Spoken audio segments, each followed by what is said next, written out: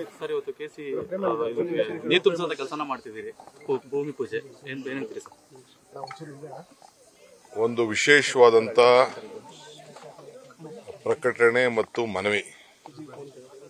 ನಾಳೆ ಬೆಳಗ್ಗೆ 9:15 ಗಂಟೆಗೆ ಕೆಆರ್ ಸರ್ಕಲ್ ಇಂದ ಕೆಸಿಎ ಸರ್ಕಲ್ ವರೆಗೂ ತ್ರಿವರ್ಣ ನಮ್ಮ ರಾಷ್ಟ್ರೀಯ ಧ್ವಜ ಹಿಡಿದು ಈ ದೇಶದ ಎಲ್ಲ ನಮ್ಮ ಸೈನಿಕರಿಗೆ ಗೌರವನ ಸಲ್ಲಿಸಿ ಭಾರತದ ನಮ್ಮ ಭಾರತದಲ್ಲಿ ಏನು ಒಂದು ಪರಿಸ್ಥಿತಿ ಉಂಟಾಗಿದೆ ಅದಕ್ಕೆ ಬೆಂಬಲವನ್ನು ವ್ಯಕ್ತಪಡಿಸಿ ನಾವು ಒಂದು ಮಾರ್ಚ್ ಅನ್ನು ಮಾಡಬೇಕು ಅಂತೇಳಿ ತ್ರಿವರ್ಣ ಧ್ವಜ ಹಿಡಿದು ನಾವು ತೀರ್ಮಾನ ಮಾಡಿದ್ದೇವೆ. ಇದಕ್ಕೆ ಪಾರ್ಟಿ ಪಕ್ಷ ಏನೂ ಇಲ್ಲ, ಎಲ್ಲ ಪಾರ್ಟಿಯವರು ಕೂಡ ನಾನು ಆಹ್ವಾನಿಸ್ತಾ ಇದ್ದೇನೆ. ಯಾರು ಅವರ ಎಲ್ಲ ಸಂಘಟನೆಯವ್ರಿಗೂ ಆಹ್ವಾನಿಸ್ತಾ ಇದ್ದೇನೆ. ಯಾವುದೇ ಸಂಘಟನೆ ಇರ್ಬೋದು, ಸರ್ಕಾರಿ ನೌಕರಿ ಇರ್ಬೋದು, ಖಾಸಗಿಯವರು ಇರ್ಬೋದು, ವಿದ್ಯಾರ್ಥಿಗಳಿರ್ಬೋದು, ಪಕ್ಷದವ್ರು ಇರ್ಬೋದು, ಎಲ್ಲರೂ ಕೂಡ ತ್ರಿವರ್ಣ ಧ್ವಜವನ್ನು ಹಿಡಿದು ಕೆಆರ್ ಸರ್ಕಲಿಂದ 9:15 ಗಂಟೆಗೆ ಭಾಗವಹಿಸಬೇಕು. ಸರ್ಕಾರಿ ನೌಕರ ಸಂಘದವರು ಕೂಡ ನಾವು ಇದರಲ್ಲಿ ಭಾಗವಹಿಸ್ತೀವಿ ಅಂತ ಹೇಳಿದ್ದಾರೆ. ಯಾವುದೇ ಅಧಿಕಾರಿಗಳು ಬರ್ಬೋದು, ಯಾವುದೇ ಪಕ್ಷದವರು ಬರ್ಬೋದು. ಸೊ ಸಂಘಟನೆ, ಕನ್ನಡಪರ ಸಂಘಟನೆ ಇರ್ಬೋದು, ಚಲನಚಿತ್ರ ವಾಣಿಜ್ಯ ಮಂಡಳಿ ಇರ್ಬೋದು, ಇಂಡಸ್ಟ್ರೀಸು, ಚೇಂಬರ್ ಆಫ್ ಕಾಮರ್ಸ್ ಇರ್ಬೋದು, ವಿದ್ಯಾರ್ಥಿಗಳಿರ್ಬೋದು, ಶಿಕ್ಷಕರಿರ್ಬೋದು, ಎಲ್ಲರೂ ಕೂಡ ನಾವು ಆಹ್ವಾನವನ್ನು ಕೊಡ್ತಾ ಇದ್ದೇವೆ.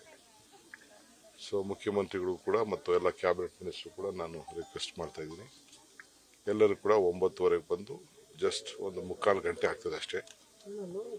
ವಿಧಾನಸೌಧ ಎದುರುಗಡೆ ರಾಷ್ಟ್ರಧ್ವಜ ಹಿಡಿದು ಕೆಆರ್ ಸರ್ಕಲ್ನಿಂದ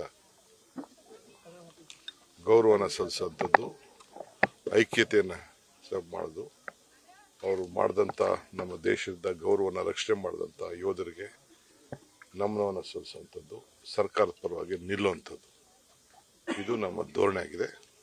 ಸೊ ಎಲ್ಲರಿಗೂ ಕೂಡ ಭಾಗವಹಿಸಬೇಕು ಅಂತೇಳಿ ನಾನು ಮನವಿ ಮಾಡ್ತಾ ಇದ್ದೇನೆ. ಇದೇ ಅಫಿಷಿಯಲ್ ಇನ್ವಿಟೇಷನ್ ನಾನು ವ್ಯಕ್ತಪಡಿಸ್ತಾ ಇದ್ದೇನೆ. ನಾನು ಬೆಂಗಳೂರು ನಗರದ ಮಂತ್ರಿ ಆಗಿರೋದ್ರಿಂದ ನಾನೇ ಎಲ್ಲರೂ ಕೂಡ ಆಹ್ವಾನವನ್ನು ರಾಜ್ಯದ ಕೇಂದ್ರ ಸ್ಥಳದಿಂದ ಇದನ್ನು ಮಾಡ್ತಾ ಇದ್ದೇವೆ.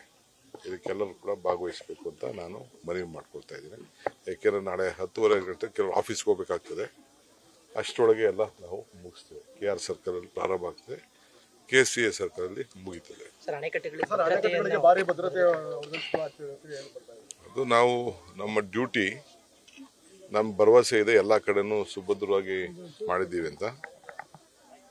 ಜಾಗೃತವಾಗಿರಬೇಕು ಅನ್ನೋ ದೃಷ್ಟಿಯಿಂದ ಒಂದು ಮುಂಜಾಗ್ರತೆಗೆ ಸ್ವಲ್ಪ ಎಚ್ಚರಿಕೆಯನ್ನು ಇಡೀ ದೇಶದ ಉದ್ದಗಲೂ ಕೂಡ ನಾವು ವಹಿಸಲಾಗಿದೆ. ಈಗಾಗಲೇ ಯಾರ್ಯಾರು ಅಂಥವ್ರು ಇದ್ದಾರೆ ಅವ್ರನ್ನೆಲ್ಲ ಕೂಡ ವೈಂಡ್ ಅಪ್ ಮಾಡೋಕ್ಕೆ ಕಿಡಿಗೇಡಿಗಳು ಯಾರೇ ಇದ್ದರೂ ಕೂಡ ಅದ್ರ ಬಗ್ಗೆ ಎಲ್ಲ ಗಮನವನ್ನು ನಮ್ಮ ಸರ್ಕಾರ ವಹಿಸಿದೆ. ನಮ್ಮ ಹೋಮ್ ಮಿನಿಸ್ಟ್ರು ಕೂಡ ಎಲ್ಲ ರಿವ್ಯೂ ಎಲ್ಲ ಮಾಡ್ತಾ ಇದ್ದಾರೆ. ಸೊ ಪೊಲೀಸ್ ಆಫೀಸರ್ಸು ಎಲ್ಲ ಕೂಡ ಇದನ್ನು ಗಮನ ವಹಿಸ್ತಾರೆ. ಸೊ ಎಲ್ಲ ಸಾರ್ವಜನಿಕರು ಕೂಡ ಇದಕ್ಕೆ ಸಹಕಾರ ಕೊಡಬೇಕು ಅಂತ ಹೇಳಿ ನಾವು ಮನವಿ ಮಾಡ್ತೇವೆ.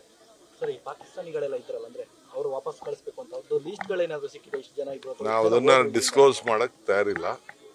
ಅದು ಹೋಮ್ ಮಿನಿಸ್ಟ್ರು ಕಾನ್ಫಿಡೆನ್ಷಿಯಲ್ಗೆ ಆ ವ್ಯವಸ್ಥೆಯನ್ನು ಮಾಡ್ತೀವಿ. ಯಾಕೆಂದರೆ ಕೆಲವು ಸಂದರ್ಭದಲ್ಲಿ ಬೇರೆ ಬೇರೆ ಅನುಮಾನದ ರೀತಿಯಲ್ಲಿ ಅನೇಕ ವಿಚಾರಗಳು ಪ್ರಾರಂಭ ಆಗ್ತದೆ. ನಾವು ಅದನ್ನು ಪ್ಯೂರ್ಲಿ ಹೋಮ್ ಡಿಪಾರ್ಟ್ಮೆಂಟ್ಗೆ, ಪೊಲೀಸ್ ಅಧಿಕಾರಿಗಳಿಗೆ ಅದನ್ನು ಬಿಡ್ತೇವೆ. ಅಲ್ಲಪ್ಪ, ಈಗ ನಿನ್ನೆ ತಾನೇ ನಾವು ರಿಸರ್ವೇಷನ್ ಟೈಮ್ ಕೊಟ್ಟಿದ್ದೀವಲ್ಲ, ಎಲ್ಲರಿಗೂ ಟೈಮ್ ಕೊಟ್ಟಿದ್ದೀವಿ. ಎಲ್ಲರೂ ವಾಪಸ್ ಏನೇನಿದೆ ನಿಮ್ಮದು ರೆಕ್ಟಿಫೈ ಮಾಡ್ಕೊಳ್ಳಿ, ಘೋಷಣೆ ಮಾಡ್ಕೊಳ್ಳಿ ಅಂತ ಹೇಳಿದ್ದೇವೆ. ಮುಖ್ಯಮಂತ್ರಿಗಳೇ ಪ್ರೆಸ್ ಕಾನ್ಫರೆನ್ಸ್ ಮಾಡಿದ್ದಾರೆ ಅಷ್ಟು. ಇವತ್ತೇನಿಲ್ಲಿ ನಾವು ಕೆರೆ ಪೂಜೆ ಮಾಡ್ತಾ ಇದ್ದೀವಿ, ಇದು ನಮ್ಮ ರೈತರಿಗೆ ಒಂದು ದೊಡ್ಡ ಕೊಡುಗೆ. ಅಂತರ್ಜಲ ಹೆಚ್ಚಿಕೆ, ಈಗ ಕೋಲಾರಲ್ಲಿ ತಾವೆಲ್ಲ ಗಮನಿಸಿರ್ಬೋದು, ಮೇಯ್ನ್ ಇದು ಭೂಮಿಗೆ ಫಲವತ್ತಾಗಿ ನೀರು ಬರಲಿ ಅಂತೇಳಿ. ಈಗ ಕೋಲಾರ, ಚಿಕ್ಕಬಳ್ಳಾಪುರ, ನಮ್ಮ ಕನಕಪುರ ಎಲ್ಲ ಸಿಲ್ಕು ಮಿಲ್ಕು, ನಾವು ಅರ್ಕಾವತಿ ನೀರನ್ನೇ ತುಂಬಿಸ್ತಾ ಇರೋದು. ಅರ್ಕಾವತಿಯ ಭಾಗ ಈ ಋಷಭಾವತಿ. ಸೊ ಅದಕ್ಕೆಲ್ಲ ಮಾಡ್ತಾ ಇದ್ದೀವಿ. ಪ್ಯೂರಿಫಿಕೇಷನ್ ಆಗ್ತದೆ. ಪ್ಯೂರಿಫಿಕೇಷನ್ ಹಾಕಿ 2 ಟೈರ್ ಪ್ಯೂರಿಫಿಕೇಷನ್ ಆಗಿ ನೀರನ್ನ ಎಲ್ಲ ಕಡೆನೂ ಮಾಡ್ತಾ ಇದ್ದೇವೆ. ಸೊ ಸೊ ಬೆಂಗಳೂರಿಂದ ಎತ್ತಿನಹೊಳೆ ನೀರದು ಕೂಡ ಒಂದು ಕಡೆ ಎಲ್ಲ ಮುಂದಿನ ದಿನದಲ್ಲಿ ಎಲ್ಲ ಕಡೆನೂ ಬರ್ತದೆ. ಸೊ ಮೊನ್ನೆ ತಾನೇ ನಾನು ಸತ್ಯಗಾಲಕ್ಕೆ ಹೋಗಿದ್ದೆ, ಆ ಭಾಗಕ್ಕೆಲ್ಲ ಅದು ಅನುಕೂಲ ಆಗ್ತದೆ. ಸೊ ಅದನ್ನು ಕೂಡ ಉಳಿದಂಥ ನೀರು ಅರ್ಕಾವತಿಲೇ ಹೋಗ್ತದೆ. ನ್ಯೂಸ್ ಫಸ್ಟ್ ನಿರ್ಭೀತಿಯಿಂದ ನಿಮ್ಮ ಪರವಾಗಿ.